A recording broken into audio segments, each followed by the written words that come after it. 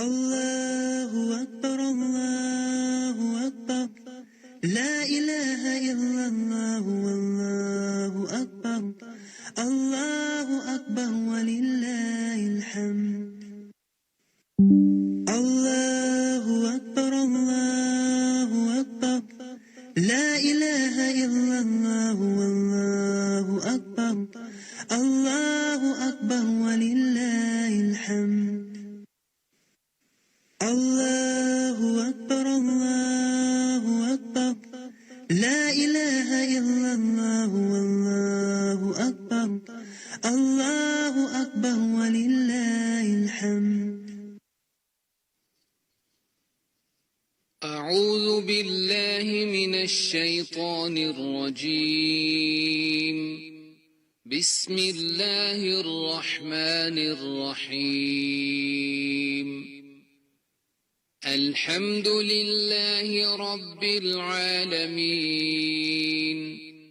الرحمن الرحيم مالك يوم الدين إياك نعبد وإياك نستعين اهدنا الصراط المستقيم صراط الذين أنعمت عليهم غير المغضوب عليهم ولا الضالين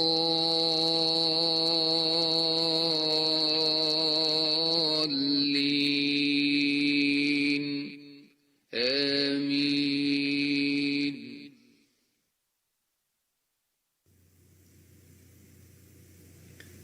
السلام علیکم ورحمۃ اللہ وبرکاتہ. الحمد للہ رب العالمین والعاقبۃ للمتقین والصلاة والسلام علی سید المرسلین وعلی آلہ وصحبہ ومن تبعہم بإحسان الی یوم الدین. اما بعد فاعوذ باللہ من الشیطان الرجیم بسم اللہ الرحمن الرحیم. یہ ہم سب کی بہت بڑی خوش نصیبی ہے کہ اللہ تعالیٰ نے ہمیں عشرہ ذی الحجہ میں داخل فرما دیا اور ہمارے لیے نیکی کمانے کا ایک اور دروازہ کھول دیا.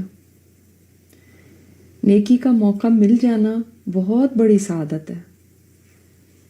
لوگ تو بے شمار ہیں جو اس عشرے میں سے گزریں گے، مگر علم نہ ہونے کی وجہ سے بہت سے لوگ اس کو گنوا دیں گے اور بہت سارے اپنی سستی کی بنا پر اس سے وہ فائدہ نہیں اٹھائیں گے جیسا اٹھانا چاہیے یا جس کے یہ لائق ہے. دراصل جب رمضان شروع ہوتا ہے تو ہمیں ایک ماحول مل جاتا ہے. مسجدوں میں، گھروں میں، ہر طرف ایک شور ہوتا ہے کہ جی رمضان آ گیا. مگر جب یہ عشرہ آتا ہے تو نہ تو کوئی ایسا ماحول نظر آتا ہے، نہ نیکی کا وہ شوق اور لگن ہوتی ہے. ایک بڑی وجہ اس کی علم کی کمی ہے، اور اسی لیے ہم نے یہ پروگرام ترتیب دیا ہے تاکہ یہ پورے 9 دن آپ کو کہیں سے موٹیویشن ملتی رہے، آپ کو بتایا جائے کہ اس عشرے کی اہمیت کیا ہے، روزانہ کی یاد دہانی کرائی جائے، حتیٰ کہ آپ یہ سمجھ لیں کہ یہ بڑے ہی قیمتی دن ہیں اور ان میں آپ کو پہلے سے زیادہ شوق اور محنت سے نیکی کمانے کی کوشش کرنی ہے. اگرچہ ہم حج پر نہیں جا سکے، مگر ان دنوں میں ہم گھر بیٹھے نیکیاں کر کے بہت ساری کمائی کما سکتے ہیں. یہ بھی نیکی کا ایک بہترین سیزن ہے رمضان کی طرح، اور اللہ تعالیٰ نے ہمیں یہ عطا فرمایا تاکہ ہم اپنے گناہوں کی بخشش کروا سکیں، ہم جہنم سے آزادی لے سکیں اور ہم اللہ تعالیٰ کے محبوب بن سکیں. آپ ان دنوں کی اہمیت کا اندازہ اس بات سے لگائیے کہ نبی علیہ الصلوۃ والسلام نے فرمایا ذی الحجہ کے 10 دنوں کے مقابلے میں دوسرے کوئی ایام ایسے نہیں جن میں نیک عمل اللہ تعالیٰ کو ان دنوں سے زیادہ محبوب ہوں. لوگوں نے عرض کیا اللہ کی راہ میں جہاد کرنا بھی، یعنی اگر کوئی اللہ تعالیٰ کے راستے میں جہاد کرے عام دنوں میں، ان دنوں کے علاوہ، تو وہ بھی کیا ان دنوں میں کی ہوئی نیکی سے زیادہ اجر پانے والا نہیں ہو سکتا؟ یہ صحابہ کا سوال تھا۔ آپ صلی اللہ علیہ وسلم نے فرمایا اللہ تعالیٰ کے راستے میں جہاد کرنا بھی نہیں، سوائے اس مجاہد کے جو اپنی جان اور مال دونوں لے کر اللہ کی راہ میں نکلا، پھر کسی چیز کے ساتھ بھی واپس نہیں آیا۔ یہ بخاری کی روایت ہے، سمجھ لیا آپ نے روایت؟ یعنی اس بندے کا جتنا اجر ہوگا جو اپنی جان اور مال دونوں اللہ کے راستے میں لٹا دے اور کوئی چیز بھی اس کے پاس نہ رہے، اس کے برابر صرف اجر ہو سکتا ہے۔ یعنی ایسا بندہ صرف اتنا اجر پا سکتا ہے جتنا ذی الحج میں نیکی کرنے والے کا اجر ہے، صرف وہ مقابلہ کر سکتا ہے آپ کے ساتھ۔ اور دیکھیں یہ کام بڑا ہی مشکل کام ہے، ایسا مجاہد جو جان اور مال دونوں لٹا دے، ہم میں سے تو کوئی بھی یہ نہیں کر سکتا، لیکن ہم ان دنوں میں نیکی ضرور کر سکتے ہیں۔ اس حدیث سے ان دنوں میں کی گئی نیکی کے بارے میں ہمیں رہنمائی ملتی ہے کہ کتنی بڑی ہے وہ نیکی اللہ تعالیٰ کے نزدیک، کیونکہ اس کا مقابلہ کوئی اور نیکی کر ہی نہیں سکتی۔ کوئی اور دنوں میں کیا ہوا نیکی کا کام ان دنوں میں کیے ہوئے کام کے برابر ہو ہی نہیں سکتا، چاہے وہ رمضان ہی کیوں نہ ہو۔ یعنی یہ نہیں کہا گیا کہ رمضان میں کی گئی نیکی ان دنوں کی نیکی کے برابر ہوگی، فرمایا کوئی بھی دن میں کی گئی نیکی، پورے سال میں آپ کسی دن میں بھی کوئی نیکی کریں گے، اس کا اجر ان دنوں کی نیکی کے برابر نہیں ہو سکتا۔ یعنی کیا مطلب ہے کہ ان دنوں میں جو آپ نماز پڑھیں گے وہ باقی دنوں کی نماز سے کہیں زیادہ افضل۔ ان دنوں میں جو آپ روزہ رکھیں گے سال کے باقی سارے دنوں میں رکھے گئے روزوں سے افضل، خواہ وہ رمضان ہی کیوں نہ ہو۔ ان دنوں میں کیا گیا صدقہ باقی سارے دنوں میں کیا گیا صدقے سے زیادہ بہتر ہے۔ ان دنوں میں آپ جو قرآن پڑھیں گے باقی سارے سال آپ کسی دن میں بھی قرآن پڑھیں اس سے افضل ہے۔ ان دنوں میں کی گئی خدمت خلق باقی دنوں میں کی گئی خدمت خلق سے زیادہ افضل ہے۔ ان دنوں کا ذکر باقی دنوں کے ذکر سے زیادہ افضل ہے۔ اور ہمیں کیا چاہیے کہ کسی اور دن کا عمل ان دنوں کے عمل کے مقابلہ کر ہی نہیں سکتا کسی صورت بھی۔ لہٰذا ان دنوں کو اہمیت دیجیے۔ آپ صلی اللہ علیہ وسلم نے فرمایا، مسند احمد کی روایت ہے کہ اللہ تعالیٰ کے ہاں ان 10 دنوں سے عظیم کوئی بھی دن نہیں۔ اب یقیناً ذہن میں یہ بات آتی ہے کہ کیا رمضان کے دن بھی نہیں؟ تو جی ہاں، رمضان کے دن بھی نہیں، وہ بھی ان کو سپرسیڈ نہیں کر سکتے۔ یہ اتنے عظیم دن ہیں، یہ بیسٹ ڈیز ہیں، یہ موسٹ بیلاوڈ ڈیز ہیں اللہ تعالیٰ کو، یعنی اس کے محبوب دن ہیں۔ اور فرمایا ان 10 دنوں میں کیے جانے والے اعمال سے زیادہ اللہ سبحانہ و تعالیٰ کو کوئی عمل محبوب نہیں۔ یعنی اندازہ کریں آپ، اگر ہم کہیں ادھر ادھر کچھ بھی کوئی عمل کرتے ہیں تو ہمیں جتنی نیکی مل جاتی ہے وہ اتنی بڑی ہے، اللہ تعالیٰ کو اتنی محبوب ہے کہ کبھی بھی اور آپ کریں گے تو ایسی محبوب نہیں ہو سکتی۔ ہمیں اس سے اندازہ ہوتا ہے کہ ان دنوں میں ہم کتنی زیادہ اہمیت دیں نیکی کے کاموں کو۔ بعض دفعہ ہم ان دنوں کے بارے میں جان بھی لیتے ہیں تو بھی ہمیں اتنا زیادہ ان کی امپورٹنس کا اندازہ نہیں ہوتا، بس یہی ہوتا ہے کہ اچھا ہوں گے کوئی دن۔ مگر آپ سمجھیں اس بات کو کہ اللہ تعالیٰ کے محبوب ترین دن ہے، اس بات سے زیادہ اور کیا کہا جا سکتا ہے ان دنوں کی اہمیت کے بارے میں؟ اس سے زیادہ اور کون سی بات آپ کو بتائے گی کہ یہ دن بہت اسپیشل ہے؟ ہو سکتا ہے آپ کے لیے آپ کی شادی کا دن بہت اسپیشل ہو، آپ کی گریجویشن کا دن، کسی کو اپنی برتھ ڈے کا دن بہت محبوب ہو سکتا ہے، مگر سوچیں اللہ تعالیٰ کو کوئی دن محبوب ہو تو جو اللہ سے محبت کرتے ہیں وہ تو اس بات پہ اتنے خوش ہوتے ہیں اور وہ کہتے ہیں ہمیں وہ دن محبوب جو ہمارے رب کو محبوب، جو اس کی پسند وہ میری پسند۔ تو ایسے شخص کو تو لگے گا کہ مجھے تو کوئی خزانہ مل گیا، میری تو خوش بختی ہے کہ مجھے اتنے پیارے دن مل گئے۔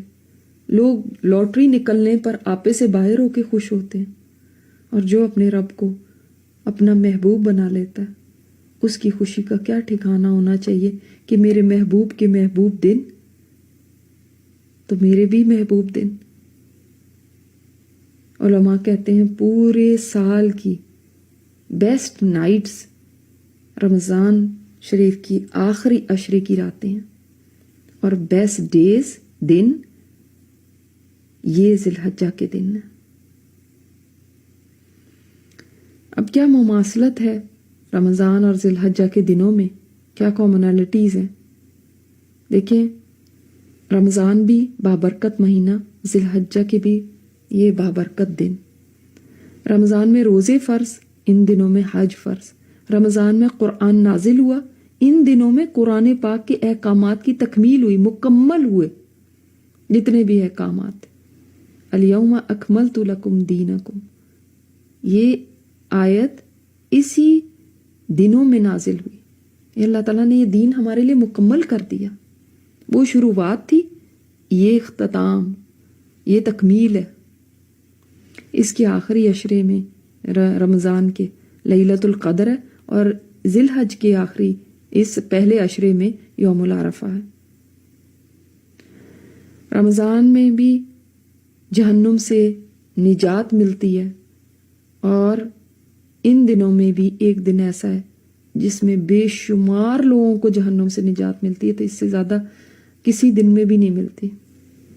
رمضان میں بھی خصوصی رحمت کا نزول ہوتا ہے، اس عشرے میں بھی رحمت اور مغفرت کی برسات ہوتی ہے۔ قرآن میں اس کا بھی ذکر ہے، اس کا بھی ذکر ہے۔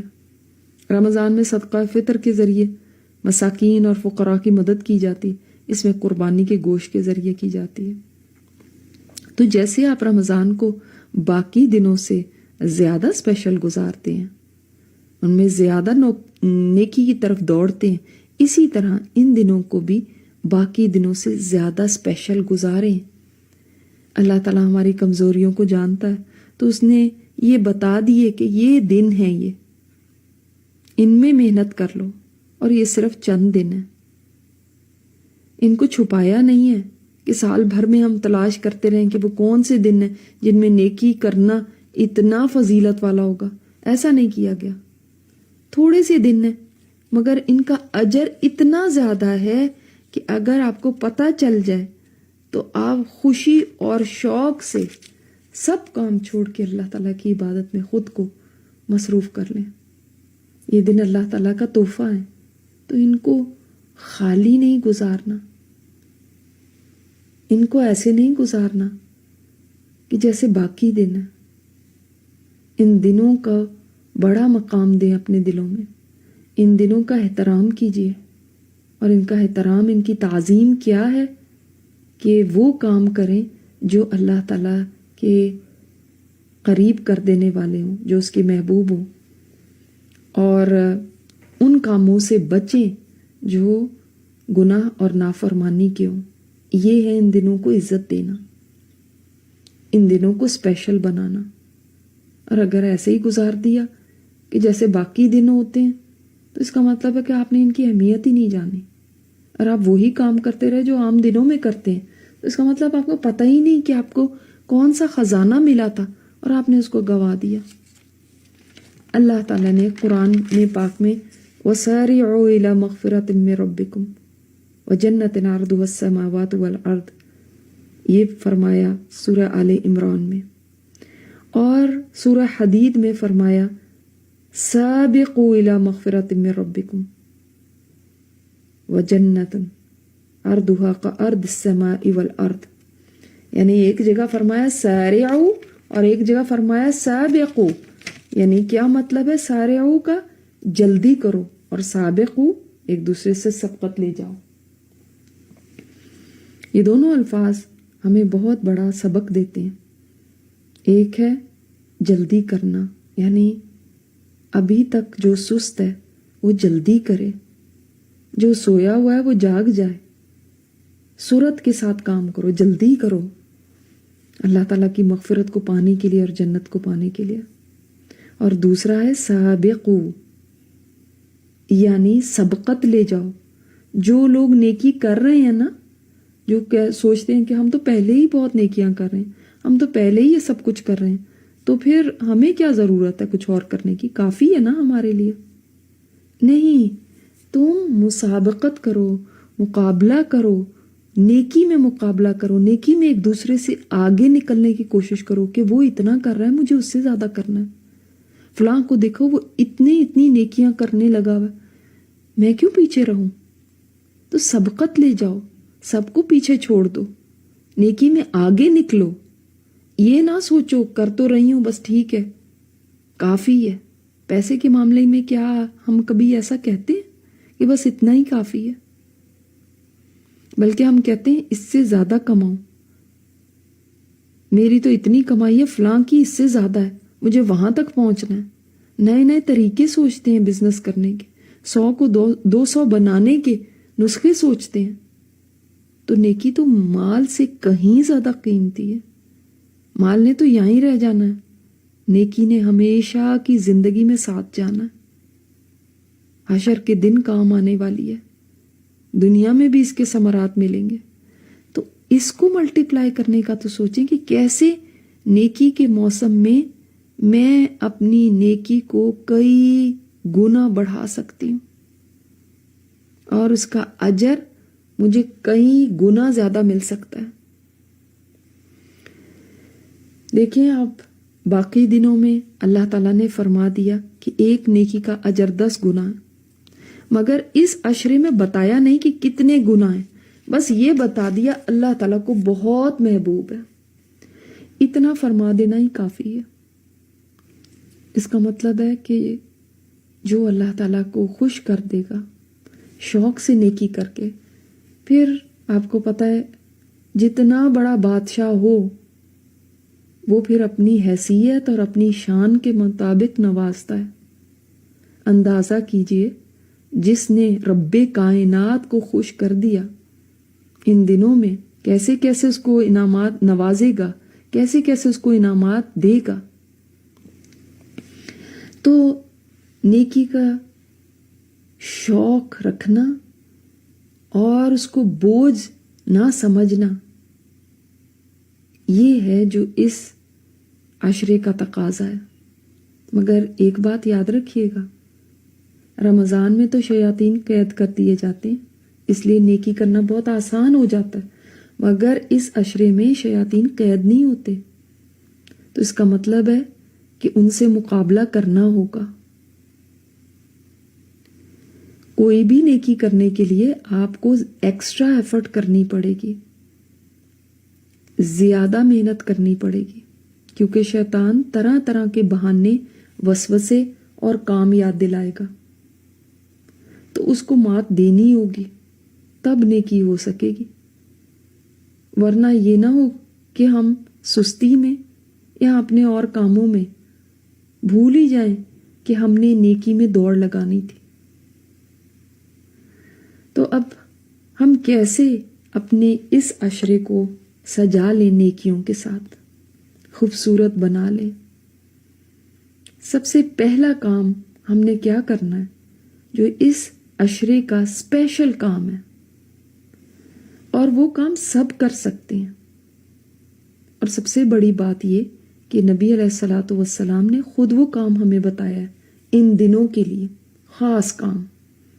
آپ صلی اللہ علیہ وسلم نے فرمایا ان دنوں میں تحلیل، تکبیر اور تحمید کثرت سے پڑھا کرو. تحلیل کیا ہے؟ لا الہ الا اللہ، تکبیر آپ سب جانتے ہیں اللہ اکبر، اور تحمید الحمدللہ. تو اس کو کیسے پڑھیں گے؟ جیسے ہم تکبیرات پڑھتے ہیں، اللہ اکبر اللہ اکبر اللہ اکبر، لا الہ الا اللہ، اللہ اکبر اللہ اکبر وللہ الحمد، یہ پڑھنی ہے. اب یہ وہ بھی پڑھ سکتا ہے جو جاب پہ ہے، باقی چیزیں ہم شاید نہ کر سکیں، قرآن نہ پڑھ سکیں، نوافل نہ ادا کر سکیں، مگر یہ تو زبان کا عمل ہے. جو خواتین گھر میں ہیں وہ اپنے کام کرتے کرتے بھی تکبیرات پڑھ سکتی ہیں. اسی طرح آپ وضو سے ہیں یا بغیر وضو کے ہیں، آپ کے لیے یہ تکبیرات بہت آسان ہے کہ آپ پڑھتے رہیں. اسی طرح کوئی خاتون پاکی کی حالت میں ہے یا حیض کی حالت میں ہے، وہ بھی یہ پڑھ سکتی ہے. دیکھیے باقی نیکیوں میں تو ہمیں سوال ہوتا ہے نا کہ ہم کر سکتے ہیں یا نہیں، اس میں تو کوئی سوال ہی نہیں. لیٹے لیٹے بھی آپ پڑھ سکتے ہیں، بیٹھے بیٹھے بھی پڑھ سکتے ہیں، چلتے پھرتے پڑھ سکتے ہیں. اور یہ اسپیشل عمل ہے ان دنوں کا. نیکی کے اور بھی بہت سے کام ہیں جو ان پہ ہم بات کریں گے، مگر جس کام کو نبی علیہ الصلوۃ والسلام فرما دے کہ یہ ان دنوں کا خاص عمل ہے، تو اس میں پھر ہمیں زیادہ توجہ دینی ہے اس عمل پہ، اس لیے کہ پھر ان سے زیادہ کوئی اور نہیں جان سکتا کہ کون سا عمل بیسٹ ہے ان دنوں کا. ہم اکثر سوال کرتے رہتے ہیں لوگوں سے، یہ اس ٹائم پہ کیا پڑھیں، اس ٹائم پہ کون سا وظیفہ کریں. سمجھ لیں کہ یہ ان دنوں کا وظیفہ ہے. آپ نے دن رات یہ پڑھنا، جتنا بھی زیادہ پڑھ سکتے ہیں، یعنی گویا زبان پر ہر وقت یہ تکبیرات جاری رکھیں. کوئی بھی لمحہ ایسا نہ گزرے، کوئی بھی گھنٹہ ایسا نہ گزرے جو تکبیرات کے بغیر ہو. آپ گاڑی چلاتے چلاتے بھی پڑھ سکتے ہیں، آپ اپنے کاموں پہ پڑھ سکتے ہیں. تو ہر جاب، ہر بزنس پہ یہ تکبیرات پڑھی جا سکتی ہیں. اس کا آسان طریقہ یہ بھی ہے کہ آپ اپنے گھروں میں ان تکبیرات کو لگا دیں، چاہے ہلکی آواز میں لگائیں، لیکن اس کا فائدہ یہ ہوگا کہ بار بار یاد دہانی ہو جائے گی. دوسرا، ہم کون سا کام کر سکتے ہیں جو ہم نبی علیہ الصلوۃ والسلام کا خاص عمل ان دنوں میں دیکھتے ہیں. ابو داود کی روایت میں ہے کہ نبی صلی اللہ علیہ وسلم ذی الحجہ کے پہلے 9 دن روزہ رکھا کرتے تھے. تو دوسرا کام ہمیں روزہ رکھنے کا کرنا ہے. جو خواتین اپنے رمضان کے چھوٹے ہوئے روزے پورے کرنا چاہتی ہیں وہ بھی ان دنوں میں روزہ رکھ سکتی ہیں اور اپنے قضا روزوں کی نیت کر سکتی ہیں. آپ اگر پورے 9 دن نہیں رکھ سکتے تو کم از کم پیر اور جمعرات کا اور 9 ذی الحجہ کا روزہ رکھ لیجئے. یاد رکھیے گا یہ دن افضل ایام الدنیا، دنیا کے دنوں میں سب سے افضل دن. تو ان کو اپنی غفلت اور سستی کی وجہ سے ضائع نہ کر بیٹھیے گا. ان دنوں میں کوشش کریں کہ زیادہ سے زیادہ قرآن کریم کی تلاوت بھی کریں. اگر آپ کر سکتے ہیں تو اس عشرے میں قرآن کریم ختم کر سکتے ہیں. اسی طرح دعائیں خوب خوب مانگیے، اور خاص طور پہ ایک دعا، اللہم اجرنا من النار، اے اللہ ہمیں آگ سے بچا لینا.